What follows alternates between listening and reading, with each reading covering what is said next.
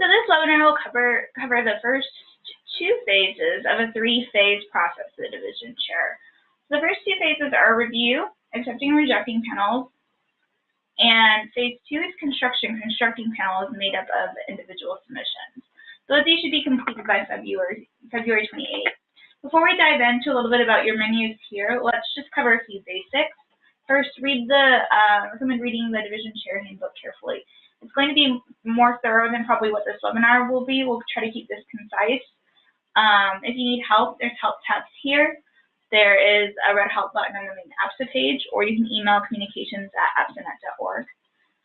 Be careful of this back button. It's going to take you back to where the system last saved your progress, not necessarily the last page you were on. And finally, just make sure all your reviews are complete by February 28th. So as you can see, I logged into the submission site. Now that you're a division chair, you've been granted access to this unit planner menu. Your unit planner menu consists of this review, submissions, and panel construction link. This is where you'll spend the majority of your time. This is where you'll accept, reject panels, and construct panels. If you're looking for a specific person or a presentation you thought was being submitted to your division, you can use the Search All Divisions link. If you need to pull some reports, you'll find some great reports here that should be helpful for you. Over here, you'll see your submission status. Unassigned means that many have been submitted, but there's no progress or acceptance or rejection done for it. This first column here is individual submissions. The second column is sessions. This particular example has 326 incoming. That means this particular group is mentioned as a second choice on 326 proposals. And you can view those in the system. I will get into that a little bit farther along. Here you'll see how many volunteers you have. This is how many people volunteered and how many roles total they volunteered for. Here you'll see your invitations. This is something we'll work with later, but basically it tells you once we send notifications how many have accepted, declined, and not responded. So let's start with a link where we'll spend the majority of our time, the review, submissions, and panel construction.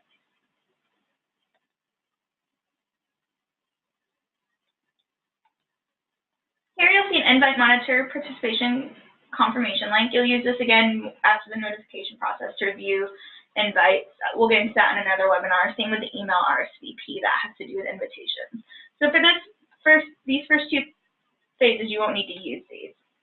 You can also email another division planner here if you have some questions or if you're interested in one of their proposals, for example. It'll go to your inbox under your account here. You can create a panel here, and you can also access the reports menu here. Next, let's go through the statistics table. This will be a very important guide for you as you chart your progress. Unassigned, pending, and complete essentially mean they have not been formally accepted or rejected. There's still a step to do before February 28th. On February 28th, these should all have zeros in them to ensure your work is complete. Where you should still see numbers on the 28th, they'll be under rejected and accepted in session. So down here, you'll see a few tabs. There's individual presentations. That would be individually submitted papers. Sessions, which are full panel sessions. Incoming submissions. Again, these are ones that were listed or proposals that have your division listed as a second choice. If you're interested, you can email the division planner and see if perhaps they're willing to decline it so that it flows right over to you so you can accept it. Participants. This shows everybody who has some sort of interest, whether it be a volunteer or an author role in your division. Invitee. This again will be if you have this is part of the invite monitor participation confirmation process, which is later on. Volunteers. Next to the volunteer, you'll see how many roles they've been assigned to under the A column. V means how many they volunteered for. This current row means how many within your division, and the all row means across the board, across all divisions. So let's just go back to the individual presentation so you can see how you accept some roles, or sorry, some papers. This one's already been accepted, but for our purposes, we can still use it. If you want to transfer this paper to another division, you can use this. If you want to edit it, you click the edit button. It'll take you here to edit it. If you just want to quick view it, you can do so here. And you can see all the details. Seeing it as an example, it's not very thorough. You can do a pop-up review summary here, where if your co-chair has left you notes, you'll see them here. But in this case, it's already been accepted, so you'll see my recommendation as accepted. And you'll also see that the review is complete. However, this is one of those papers that's been accepted, that's listed under here, that still needs to be added to a session. So we'll go through and show you first how to accept and reject this one, and then how we add it to a session. So for accepting and rejecting, you're going to click the Review Final Decision link here.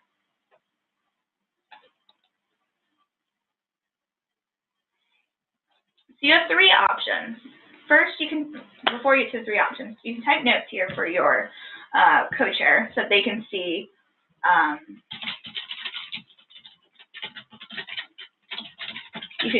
and they can see that when they go through to accept or reject. Then you make your recommendation. You can accept or reject. And then you have three options here. This is very important. You can save your work and finish later. This allows the ability to save a partial review, leave the system, and return later to modify your review. So this is a great option if you want to come back to the proposal later. Once you do this, it's going to mark the proposal as pending in that statistics table we just went over, and it will not accept or reject it. You will still need to come back and formally do that.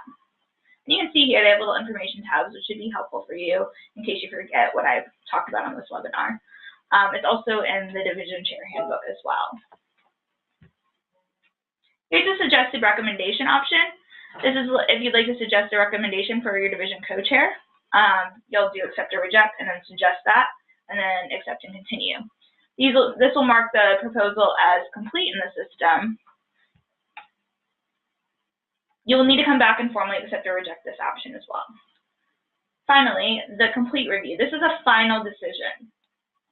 You can accept it here, but if you click reject and click accept and continue with complete review, it's going to flow on to the second choice division. You will no longer have access to that. So be very careful and thoughtful before you hit that option and make sure that's for sure what you want to do. In this case, as an example, you do want to accept, so we're going to do complete review, final decision. Accept and continue. Always make sure you follow through all the safe steps there. And again, if you want to see the review your co-chair left, you can use this pop-up review summary. There's also a report under the request reports called completed paper session review. And you can pull just an Excel document of all their feedback as well in case that's a little bit easier. One other note, if there's a paper session that you reject that you may be interested in, should a spot open up after the RSVP process? For example, sometimes people are accepted to too many roles and they have to decline one. If you have an opening because of this and you remember a paper session that you thought might be a decent fit, make note of the title. If a spot opens up after the notification process, APSA can locate the paper for you, and if it's not been accepted by a second choice, we can help add it to a panel opening. So now the next step would be to create a panel. We've accepted our papers.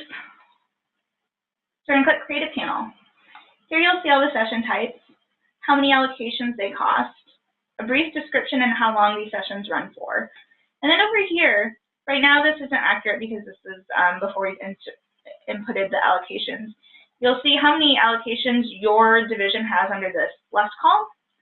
And then on the right, you'll see how many accepted. Again, this is another good way to chart your progress throughout this process. These numbers should all match up when you're done.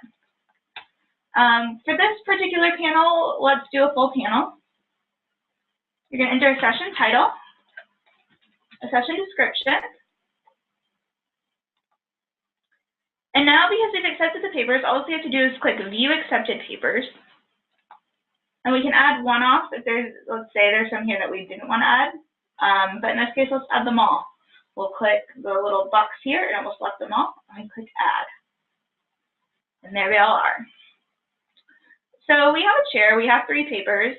We can add a 4th paper if we wanted. There's a limit of 4 papers though. We can add volunteers or discussants and chairs now. So there's 2 ways to do this. You can either look at your volunteers under chairs and discussants, or you can search by last name if you know somebody who perhaps didn't volunteer but you think has a reason it's a good fit. So we'll add Alex as a chair. And then we'll accept and continue. Always make sure you save and submit as well. Make sure you get to the final page. And now we have our test panel. One other thing I should have noted is co-sponsor. Okay, so to edit this, we can click Edit again. And down at the bottom, we could have done this when we first went through and created the panel, but I forgot about that. So you just click this Add a Co-Sponsor button, and then it lets you select another division to co-sponsor with you, or there's the related group option down here. In this case, we won't do that because there's, for the example here. And again, all of these need to be completed by. So one other thing you'll need to create if you're a division is a poster panel. You're going to create it similar to a panel. So just click here, create a panel. If you have 17 poster allocations, for example, you can add 17 posters to the division single poster session. One poster equals one poster allocation. Another note is on the title, you should label it poster session and then insert the division name. You should also make sure that that particular example that you are, or particular paper you're using has agreed to be part of the poster. If it says panel or poster, you can add it. If it just says panel only, this individual has requested that you not be considered for a poster, so I would not add those ones. And you should be able to see this under their records as well.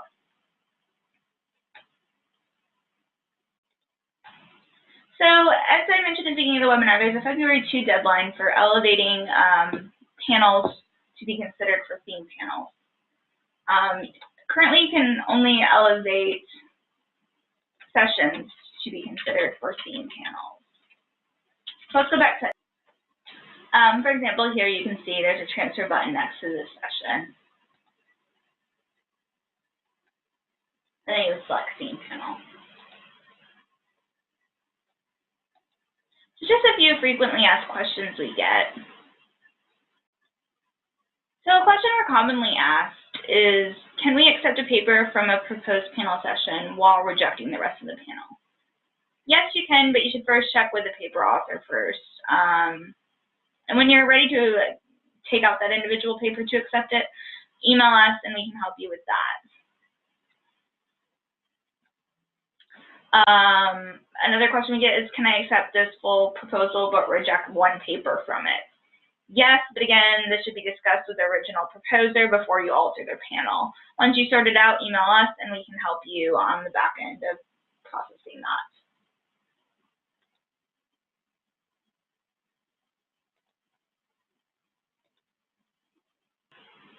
If you make a mistake in rejecting or accepting a paper, email communications@abstinet.org and they can help you adjust that. A rejection might be more difficult as it's already slowed down to a second choice in some cases. And acceptance, that should be a little bit easier as long as we catch it by the 28th. Can you accept an individual paper without worrying about fitting them into a panel? No. Again, papers need to be added to a session. Be sure to check your individual submissions tab for anything marked accepted that doesn't also stay in session.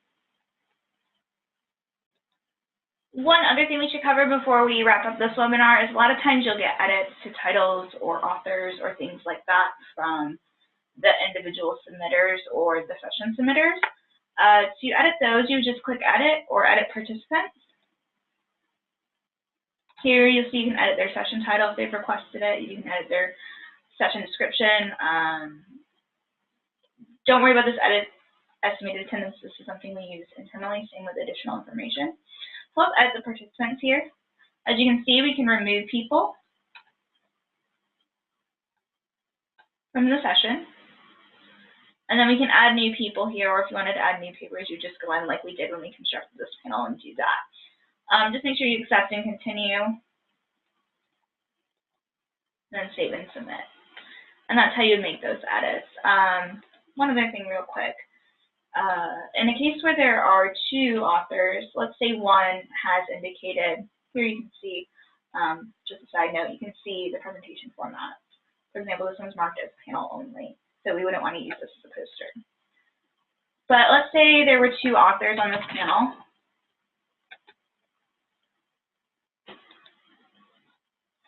You can then adjust. Let's say I decided I am not going to present, but my colleague Caitlin is going to be there on site to present.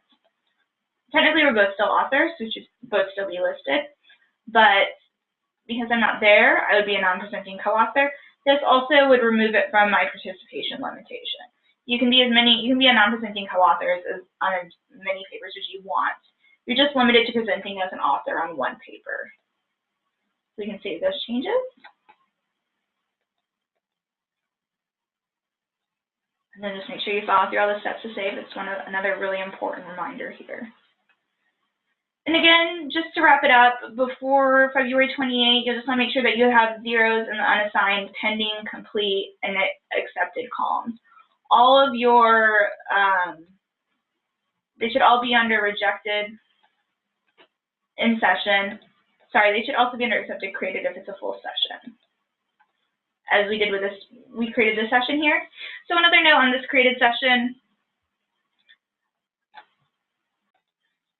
you aren't able to transfer it because it's assuming you created it and would like to keep it under you. It's also automatically accepted. It automatically appears under accepted and created. It's assuming that because you created this session, you are planning to accept it. Otherwise, you would not have created it. So this is automatically an accepted session, which is showing up here. So to conclude, by February 28, you should have zeros under unassigned, pending, complete. Under individual presentations, anything that's been accepted should say accepted in session. You can filter that by doing this. There's some great filter options here. And you'll see all of our accepted in sessions here. What we don't want to see under individual presentations are any marked as accepted at the deadline. This means if you have an individual presentation that's fitting under this accepted category, it means that it's been accepted, but you haven't put it on a panel yet. And as we've covered, all panels need to be on paper. So that concludes the webinar for today. The next one will be on phase 3, which will be revisions and replacements, which has a lot to do with our notification process. If you have any questions about this webinar or anything we've covered, let me know. Thanks and have a great day.